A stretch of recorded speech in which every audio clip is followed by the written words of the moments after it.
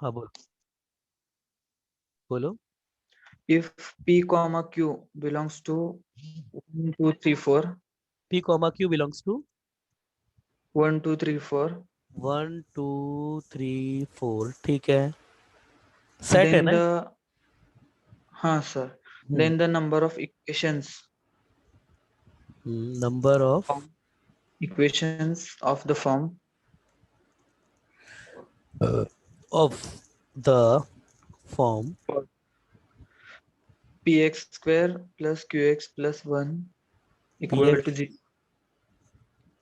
Plus 1 = 0, having real roots is having real roots. Sir real. इसका solution मैंने निकाला पर वो केसेस बना के तो देखो रियल इट्स रूट्स के लिए बेटा क्या हो जाएगा, discriminant greater than equal to 0 हो जाएगा। हाँ सर। लाइक Q² -4 P, ये आपका इससे बड़ा होना चाहिए, या फिर 0 हो जाएगा तो भी चलेगा, यही तो मतलब है ना। हाँ सर। ठीक है ना। तो इसी से अगर देखा जाए तो Q का जो स्क्वायर है वो आपके 4P से बड़ा होना चाहिए, यही तो मतलब है इस बात का, हाँ है ना।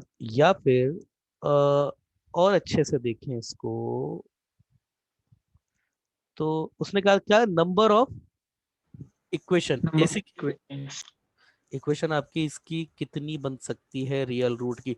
तो Q कितने पॉसिबल है उस केस में, P कितने पॉसिबल है, जितनी तरीके से Q और P की जोड़ी आएगी उतने ही है। अच्छा देखो, क्या मैं Q को इधर मैं Q लेता हूं, इधर मैं P लेता हूं, देखो कितने कॉम्बिनेशन बन जाते हैं।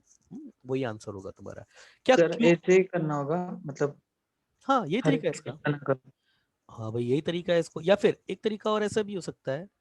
अ, और वैसे भी कोई ज्यादा नहीं है, ज्यादा सिलेक्शन नहीं होंगे, हाँ सर ज्यादा नहीं। ज्यादा नहीं हाँ होंगे, सिंपल कोई बहुत ज्यादा नहीं है, ऐसे ऐसे देख करके ही आ जाएगा। और सही तरीका ये भी यही है। देखो Q1 नहीं हो सकता, क्यों, क्यू अगर 1 हो गया तो ये 4P से कभी बड़ा हो ही नहीं सकता, क्योंकि P आपका फिर अच्छा रिपीटेशन भी अलाउड है इसमें, रिपीटेशन भी P भी 1 हो सकता है इसमें, ऑब्वियसली P और Q रिपीटेशन अलाउड है। यहाँ पर लिखा ना हो मगर इस तरह क्वेश्चन को देखने से पता पड़ रहा है, यस रिपीटेशन इज पॉसिबल, मतलब Q और P दोनों सेम हो सकते हैं। समझ में आया। हाँ सर। तो देखो सर पहला Q, पहले पी ले ले हम क्योंकि वो आसान। चलिए पहले क्यू को फिट, क्यू को फिट करा तो क्यू को मैं 1 फिट करूंगा, तो यहां पर कुछ भी नहीं हो सकता, नॉट पॉसिबिलिटी। समझ रहे हो ना बेटा। हाँ सर। अच्छा अब दूसरा, इधर अगर मैं 2 फिट कर दूं, 2 इधर फुट कर दूं तो ये 4 हो जाएगा, और इधर ये आपके पास 4P हो जाएगा, देखना बेटा है ना। तो अब P के पास क्या ऑप्शन बचता है, P के पास एक ही ऑप्शन बचता है, P1 एक हो जाए, यही तरीका हाँ है ना। अच्छा Q को अगर मैं 3 कर दूं, Q को अगर मैं 3 कर दूं तो ये हो जाएगा मेरे पास 9 > 4P।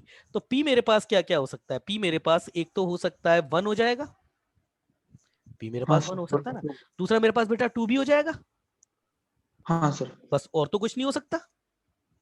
नहीं।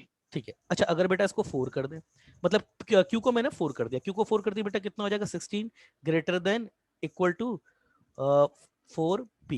तो P की अगर तुम बेटा बात करो, P1 हो जाएगा, P2 भी हो जाएगा, P3 भी हो जाएगा, और P आपका 4 भी हो जाएगा। समझ में आ रही है ना।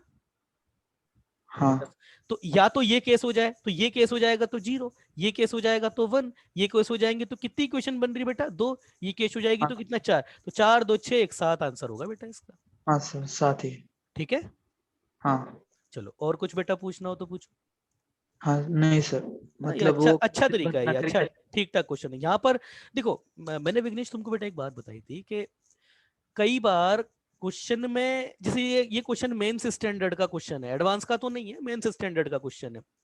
तो मैंने तुमको क्वेश्चन के जब चैप्टर का इनिशियल था उस समय, क्योंकि वो तुम्हें घुमाने की पूरी कोशिश करेगा। अब इसमें कहीं भी नहीं लिखा हुआ है रिपीटेशन इज पॉसिबल, तुम्हें अपनी आईक्यू से इस बात को डिसीजन लेना है, तो यस रिपीटेशन हो सकता हाँ है सर ना। जैसे वो देखो, जैसे देखो बेटा यहाँ पे ये 4 और 4 का रिपीटेशन हो गया, हो रहा है ना, PB QB 4 हो गया, PB 4 हो रहा हाँ है ना। तो यहाँ और तो नहीं हो रहा है रिपीटेशन, मगर हाँ इस तरह के क्वेश्चन में रिपीटेशन पॉसिबल, क्योंकि उसने सारी पॉसिबिलिटीज पूछी है। ठीक है, हाँ सर। चलिए और कुछ पूछना है विघ्नेश। नहीं। नहीं तो मैं अब एक काम करता हूँ, वो दूसरा जो क्वेश्चन जिसकी मैं बात कर रहा था ना तुमको, कि एक आईक्यू बेस्ड वाला क्वेश्चन है, उसको मैं तुमको बताऊंगा। तो अब मैं वो क्वेश्चन तुम्हें बता देता हूँ, ठीक है ना, क्योंकि अभी हाँ बोलो बेटा, क्या पूछ रहे हो, बोलो। नहीं ओके बोला। अच्छा, तो क्वेश्चन मैं बता देता हूँ। बच्चे कम बैठे हुए हैं, कितने भी बैठे हुए हैं, 23 बच्चे बैठे हुए हैं। वो बच्चा हमेशा बैठेगा क्लास में जिसको जो सीखना चाहता है वो हमेशा बैठेगा, देयर इज नो डाउट, है ना। और जिसको नहीं सीखना है वो उसकी इच्छा है। आज ये रोहित दोनों बच्चे आए नहीं, है ना, वरना वो भी बच्चे बहुत अच्छे अच्छे क्वेश्चन पूछते हैं ना। एक मिनट,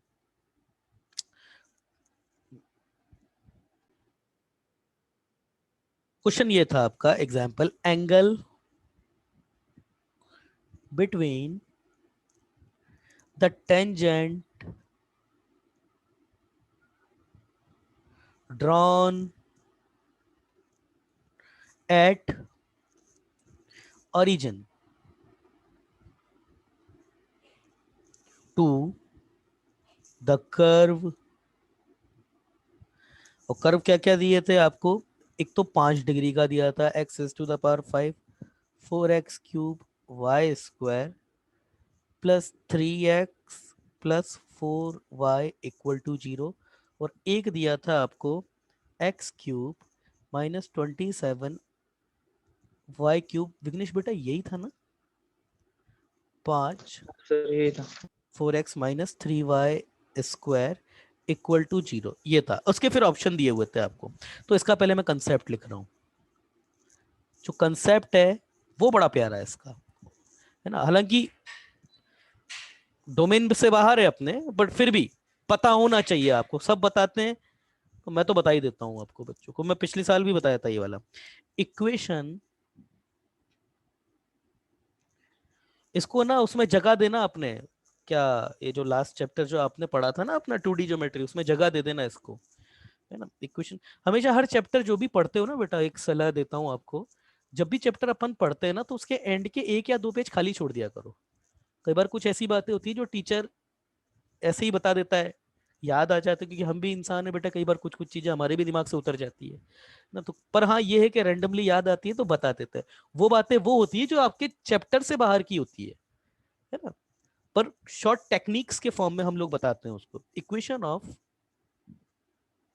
टेंजेंट, जैसे ये भी वही पार्ट है आपका, to a curve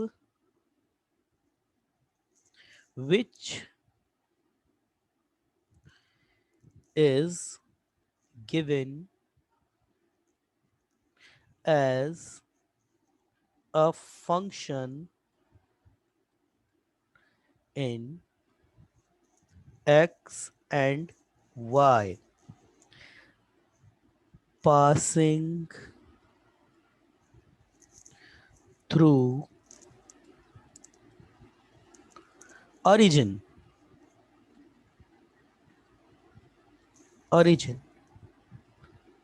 could be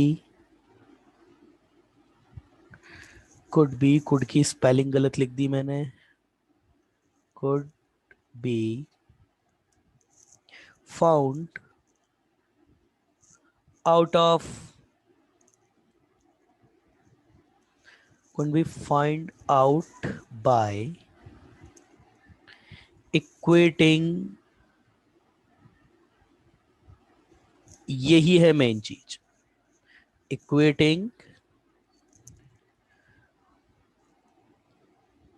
the lowest degree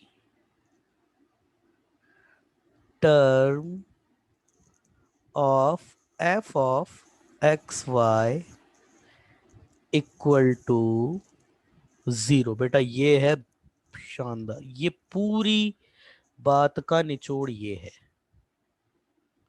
मतलब मैंने क्या बोला कि अगर आपके पास एक इम्प्लिसिट फंक्शन है, व्हाट इज इम्प्लिसिट फंक्शन, जिसमें एक्स और वाई को अलग नहीं किया जा सकता या फिर करने में बड़ी प्रॉब्लम आ रही है, जैसे कि ये। अभी अगर मैं तुमको बोलूं कि इसमें y को एफ ऑफ एक्स की फॉर्म में रिप्रेजेंट कर दो, जैसे y equal to X square plus X plus 1 होता है ना, ऐसे कर दो, तो बच्चा नहीं कर पाएगा इस केस में। और कर भी पाएगा तो पसीने आ जाएंगे। तो इस तरीके के फंक्शन को हम क्या होते हैं ना, इस तरीके से बोलते हैं कंबाइंड फंक्शन, कंबाइंड वेरिएबल वाला। ये फॉर्म में अगर तुम्हारे पास फंक्शन है तो ये भी 2 डिग्री फंक्शन, इसका भी ग्राफ बनेगा तो एक्स एक्सेस और वाई एक्सेस के रेस्पेक्ट में बनेगा। भाई जेड तो आएगा नहीं इसमें, जेड कब आता है, जब ये जीरो ना होकर के कुछ और जय ये हो जाए। अब ये आपके पास 3 डिग्री का कर्व हो चुका है। अब यहाँ पर आपको ग्राफ बनाना पड़ेगा, तो तीसरी भी एक्सिस लेनी पड़ेगी, वो हमारे कोर्स में ऑब्वियसली नहीं है। तो अगर इस तरीके का फंक्शन बनता है तो उसकी वो टेंजेंट जो ओरिजिन से पास होती है वो सीधा सीधा उसकी जो लोएस्ट डिग्री टर्म होती है ना उसको 0 के इक्वल रख दो, आंसर आ जाएगा। अब now tangent from origin to x raised to the power 5 plus 4x cube y square plus 3x plus 4y equal to 0 is, क्या होगी विघ्नेश? इसकी लोएस्ट डिग्री टर्म कौन सी है? So 3x plus 4y. शाबाश। And 2x cube minus 27y cube plus 5 4x minus 3y equal to 0 की 0 is, क्या हो जाएगी? लोएस्ट डिग्री टर्म इसकी 2 यही है, हाँ यही तो होगी सर। ना 2 डिग्री भाई। अगर इससे भी आपके पास में अगर कोई कम डिग्री की निकलती तो उसको आंसर लेते फिर, मगर क्योंकि स्क्वायर है, आप भी जानते हैं एक्स स्क्वायर निकलेगा वाई स्क्वायर निकलेगा और जो दूसरा निकलेगा उसकी भी डिग्री 2 ही होनी है, तो यही हो जाएगा 4x minus 3y square equal to 0। और ये तुमको क्या देगा finally? 4x minus 3y equal to 0, यही देगा ना? ओ भाई यही तो देगा। हाँ सर। तो अब इनके बीच में एंगल क्या होगा? क्या एंगल होगा? वो एंगल तो तुम निकाल ही सकते हो।